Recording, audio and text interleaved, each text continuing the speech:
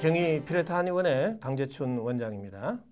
자, 저번 시간에는 이제 구내염이 구내염 중에서도 염증이 왜 발생하는지, 자, 세포의 손상으로 심부 온도가 내려가게 되고 바로 그때 시상하부에서 명령을 내리면서 피부 온도를 높이게 된다 그랬죠. 자, 피부 온도가 높아지면서 모공이 닫히게 되는데 모공이 닫힌 이후에 밥을 먹고 활동을 하면 열은 발생하고 그 열 에너지가 방출이 안 될 때 어느 한쪽으로 열이 확 쏠리게 된다라는 이야기죠. 그 쏠렸을 때 구강으로 열이 쏠렸을 때 바로 구내염이 된다라고 했습니다. 자, 오늘 이 시간은 구내염의 임상적인 어떤 정의, 또 발생 원인, 발생 기전, 치료 원칙, 치료 방법에 대해서 강의를 좀 해드리겠습니다. 자, 구내염이란 저는 세포열 에너지학적 관점에서 이 정의를 좀 내리고 있는데요. 자, 구내염은 염증성 질환이죠. 자, 염증은 세포의 손상이라고 그랬습니다. 그럼 세포의 손상으로 인해서 세포 내 미토콘드리아에서의 열 에너지 발생량이 줄어들면서 심부 온도가 내려갔다라는 이야기입니다. 자, 심부 온도가 내려가는 순간 열 에너지는 어느 한쪽으로 열이 확 쏠리게 된다. 왜? 체열의 방출을 줄이기 위해서 모공을 손발 끝에서부터 닫기 때문이다. 그 이후에 밥을 먹고 활동을 하면 열은 발생한다. 그 열 에너지는 구멍이 많은 구강으로, 상체로 열이 쏠리게 되는데 그 구강으로 열이 쏠렸을 때 구강 점막의 온도가 상승하게 된다. 바로 그때 염증, 발적, 따가움, 화끈거림, 통증 등이 생기고요. 심한 경우에는 구강 내 점막의 온도가 너무 올라가게 되면 표면 장력이 약해진다 그랬죠. 압력과 밀도가 낮아지는 힘이 더 강해져 버리면 바로 점막이 탈락되는 궤양 현상이 생길 수도 있고요. 피부 박탈, 점막에 박탈이 생겼을 때는 구강 천포창까지도 될 수가 있습니다. 자, 이러한 구강 점막의 온도가 상승되어서 염증이 발생하는 경우를 바로 구내염이다 라고 이렇게 정의를 낼 수가 있겠죠. 자, 그런데 구내염 중에서도 다양한 분류를 하게 됩니다. 뭐 궤양성이냐, 수포성이냐, 미란성이냐 이렇게 구분하고 있는데 저는 이 구분은 크게 중요하지 않습니다. 왜 궤양이 됐고 수포가 됐고 미란이 되었는지를 더 중요하게 여겨야 되는 거죠. 그 이전에 또 염증은 왜 발생했는지가 가장 중요한 핵심 포인트일 겁니다. 자, 구내염의 원인. 아직까지 정확한 원인은 밝혀지지 않았습니다. 그런데 대체적으로는 뭐 세균의 감염이다, 또 면역력이 떨어졌다라는 이야기도 많이 하고요. 또 위장관 질환이 있을 경우 구내염으로 잘 발전하게 된다. 그리고 뭐 구강 내에 위생 불량이다, 뭐 충치가 있어서 생길 수도 있다. 또 외부의 물리적인 자극에 의해서도 생길 수가 있겠죠. 뭐 음식물이 너무 거칠다든지 딱딱하다든지 그랬을 경우에도 구내염이 생길 수도 있습니다. 자, 기타 이외에도 여러 가지 다양한 원인에 의해서 구내염이 생길 수가 있는데 저는 세포 열 에너지학적 관점에서 한번 보면은 구내염의 발생은 너무나 많다라는 이야기입니다. 외인과 내인으로 나눌 수도 있겠고요. 자, 그 중에서도 여러 가지 중금속이나 독성 물질과 같은 무생물에 의해서도 생길 수가 있고 또 생물에 의해서 자, 세균, 바이러스, 곰팡이, 기생충, 곤충, 동물 등에 의해서도 구내염이 생길 수도 있습니다. 자, 그 이외에도 환경 여건, 온도, 습도, 압력, 뭐 공기, 산소, 질소 여러 가지 또 거처, 공간의 문제에서도 생길 수가 있습니다. 자, 그 외에도 여러 가지 음식물, 약물과 같은 여러 가지 요인들에 의해서 세포에 손상이 생길 수 있다라는 이야기입니다. 자, 모든 질병의 시작은 세포의 손상이죠. 그래서 염증 또한 세포의 손상으로부터 염증이 되기 때문에 세포의 손상을 일으킬 수 있는 모든 요인들은 구내염이 발생할 수 있다라고 그렇게 보실 수 있습니다. 자, 구내염의 증상, 구강점막의 염증과 통증이 유발된다라는 이야기입니다. 자, 우리가 한번 반대로 생각해 볼까요? 구강점막의 염증과 통증은 왜 생겼죠? 라는 이야기입니다. 자, 세균과 바이러스가 몸에 들어와서 구강 내로 들어와서 염증이 생겼다. 또 통증이 생겼다. 저는 세포 열 에너지 학적 관점에서 세포의 손상으로 심부 온도가 내려가서 열이 어느 한쪽으로 쏠리는 과정 속에서 구강으로 열이 쏠렸다라는 이야기입니다. 그래서 구강 점막의 온도가 올라가면서 염증이 생겼다. 자, 온도의 상승은 표면 장력의 약화를 동반하죠. 뭔가 밀어내는 힘이 강해지게 되는 겁니다. 자, 점막에서 뭔가 밀어내는 힘이 생길 때 통증이 생기는 거죠. 자, 그 외에도 따끔거림, 따가움, 화끈거림과 같은 증상도 생길 수도 있고요. 자, 상체 쪽으로 열이 쏠리게 됩니다. 그래서 입냄새라든지 또 불쾌감 이런 것들이 생길 수가 있고요. 자, 입 주변에 물집, 또 자결감, 자꾸 열감이 생길 수가 있습니다. 우리가 조금 매운 음식도 먹을 수가 없는 거죠. 굉장히 예민하게 반응하게 되는 겁니다. 자, 그 다음에 약물 부작용으로도 상당히 구내염이 많이 발생할 수 있습니다. 자, 이 5가지 하나의 증상들 좀 기억해 주시면 도움이 되겠죠. 자, 그런데 이 구내염이 왜 발생했는지, 자, 세포열 에너지 학적 관점에서 좀 더 구체적으로 한번 짚어볼까요? 자, 세포의 손상이죠. 세포의 손상은 왜 온다? 자, 압력, 온도, pH, 전해질, 전기장, 자기장, 약물, 저산소증, 물리, 화학적인 요인들, 자, 환경 여건, 여러 가지 음식물들의 특성에 의해서도 세포의 손상이 일어날 수 있다라는 이야기입니다. 자, 세포의 손상은 바로 미토콘드리아에서의 기능 저하를 초래하게 되고, 바로 그때 미토콘드리아에서의 ATP의 합성의 장애가 생긴다라는 이야기입니다. 자, ATP가 ADP로 될 때 인산이 하나 빠져나오면서 7.3kcal의 열 에너지가 발생하게 되는 겁니다. 이 열 에너지에 의해서 모든 생명 활동을 하게 되는 거죠. 우리가 말을 한다든지 걷는다든지 여러 가지 이러한 행위들은 바로 열 에너지가 발생했을 때 가능하게 되는 것이죠. 자, ATP 합성 장애가 오게 되면은 당연히 열 발생량이 줄어들게 됩니다. 열 발생량이 줄어들 경우는 뇌를 포함한 오장육부의 온도, 바로 심부 온도가 내려가게 된다라는 이야기죠. 자, 심부 온도의 저하는 체온 조절 중추 시상하부에서 체열의 방출을 줄이게 되는데, 바로 손발 끝에서부터 모공이 닫히게 된다라는 이야기입니다. 자, 이후에 밥을 먹고 활동을 합니다. 열은 발생합니다. 열이 방출이 될 수가 없습니다. 곤란해진다라는 이야기죠. 자, 그럼 열 에너지는 전도, 대류, 복사, 정발 4가지 타입으로 이동을 하죠. 자, 항시 높은 온도에서 낮은 온도로 이동을 하게 됩니다. 자, 근데 그 이동 루트는 구멍, 관절, 마찰이 많은 곳인데 대체적으로 구멍이 많은 쪽으로 열이 쏠리게 되죠.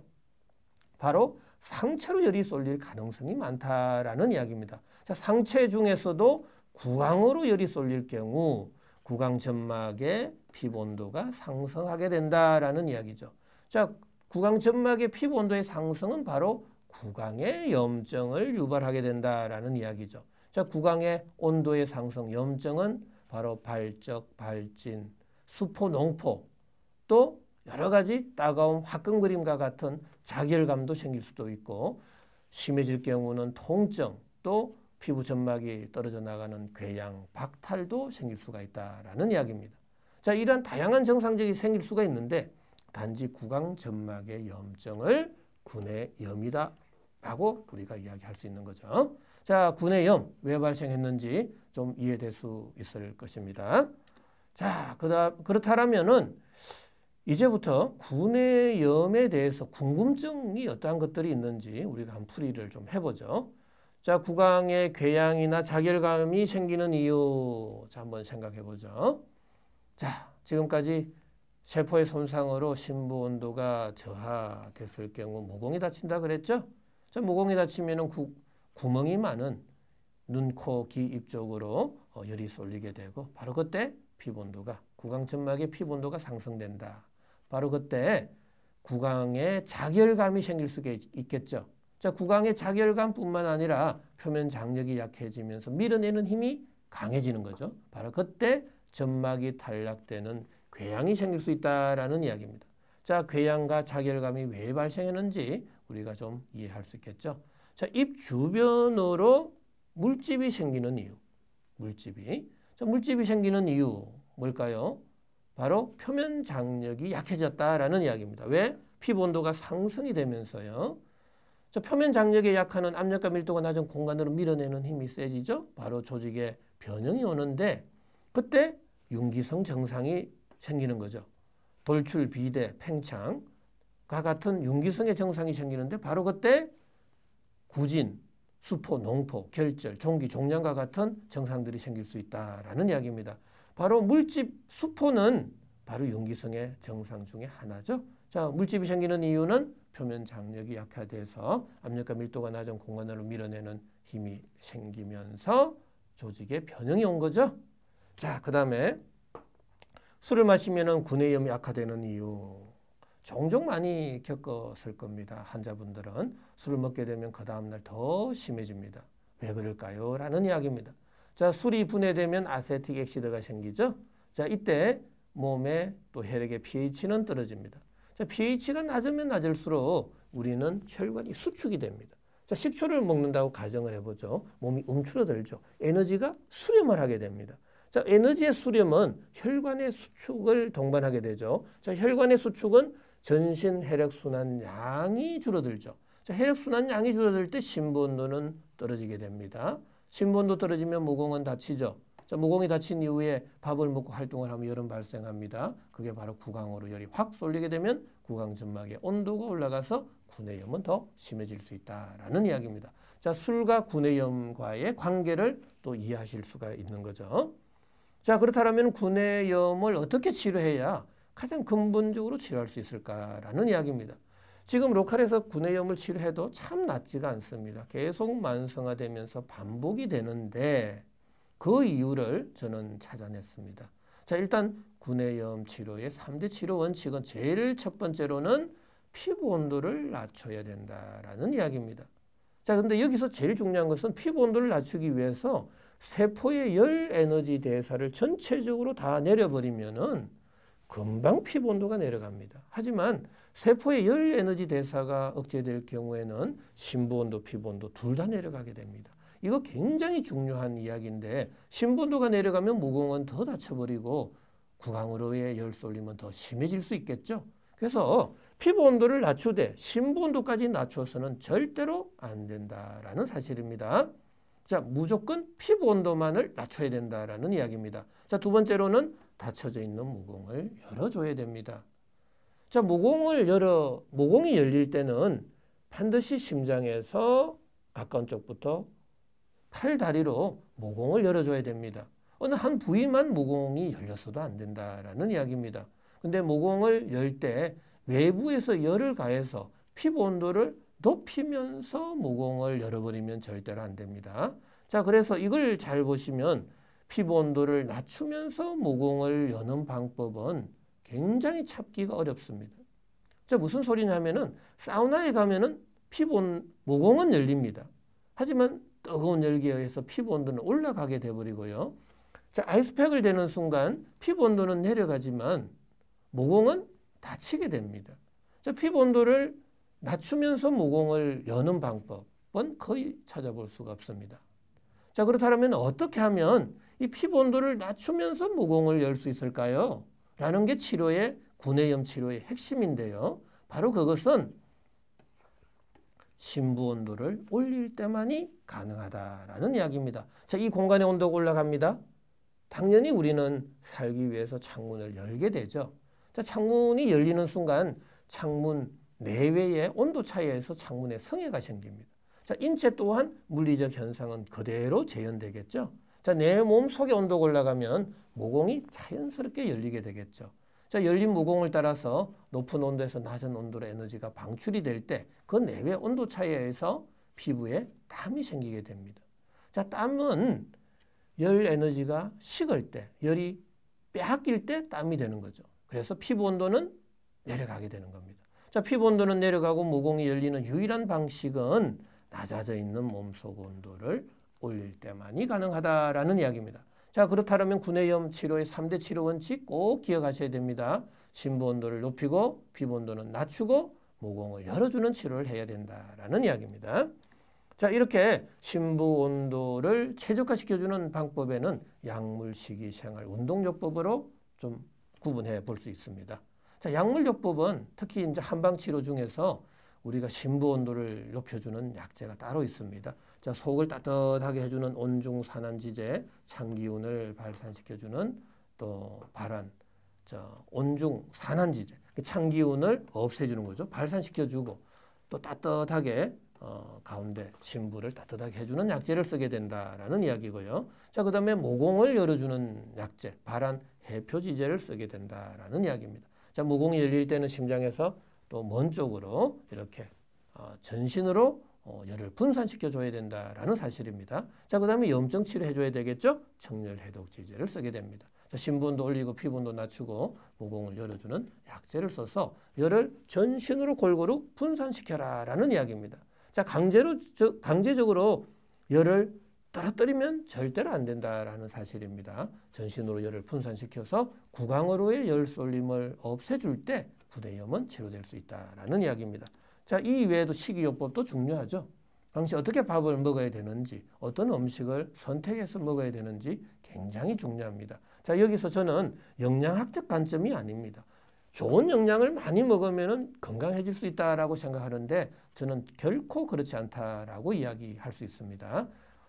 소화가 잘 되고 분해가 잘 되고 흡수가 잘 되어서 내 몸에서의 ATP의 합성이 원활해질 수 있는 그런 음식을 먹어줘야 내 몸에서 열이 많이 원활하게 잘 발생될 수 있겠죠. 바로 그때 심부 온도가 최적화될 수 있다라는 이야기입니다.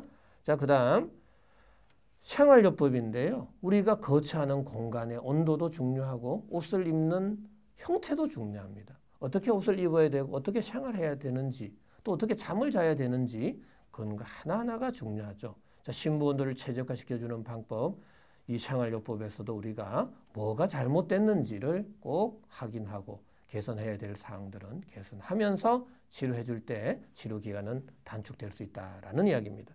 자, 그 다음에 운동요법이죠. 운동을 할 때는 심부온도가 올라갑니다. 하지만 운동이란 것은 굉장히 제한적이고 하루에 1시간 이상 하기가 참 어렵습니다. 일주일에도 4, 5일 정도 하기가 어렵습니다. 하지만 운동은 하자라는 이야기입니다.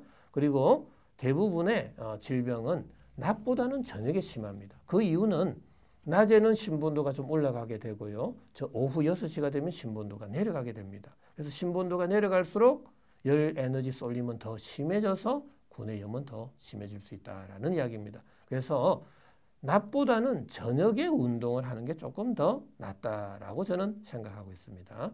그리고 체온이 낮아질 수 있는 이 수영 또 스킨스쿠버와 같은 운동은 조금 치료 이후에 하는 게 좋다라는 이야기입니다. 자, 그 다음에 우리가 구내염 치료 시 주의해야 될 사항은 찬물이나 찬 음료는 삼가는 게 좋겠습니다. 심부온도를 떨어뜨리면 절대로 안 되죠. 자, 기름진 음식, 가공 음식도 피하는 게 좋다.